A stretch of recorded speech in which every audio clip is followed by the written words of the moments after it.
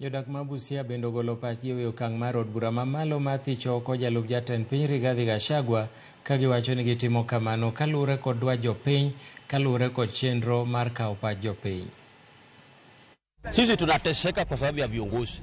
Kwa hivyo hii mambo ambayo inasumbukana saa hii serikali kutumia rasilimali ya wananchi kutoa Gachagua, hii yote ni ubatili tu. Sisi tunaomba kama serikali ingekuwa na ungwana, hiyo pesa wanatumia huko, sisi kule tunaishi hakuna barabara, hakuna hata industry.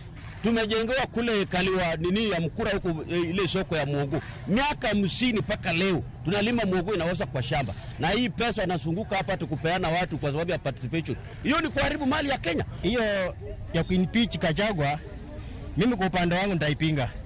Kwa sababu moja au mbili, Gachagua kwa saizi anaongelea mlima. Na mlima wakati ule hata Ruto wakati ambapo alikuwa akiongelea upande wa Rift Valley. Kila saa ni mlima. Kila saa ni mlima. Mlima hata hapa tera itamkura iko mlima. Mbona jai tetea hapa mlima wa hapa Busia. So Gachagua lazima aende. Mimi sijaiona Gachagua Busia akitetea wakaaji wa Busia.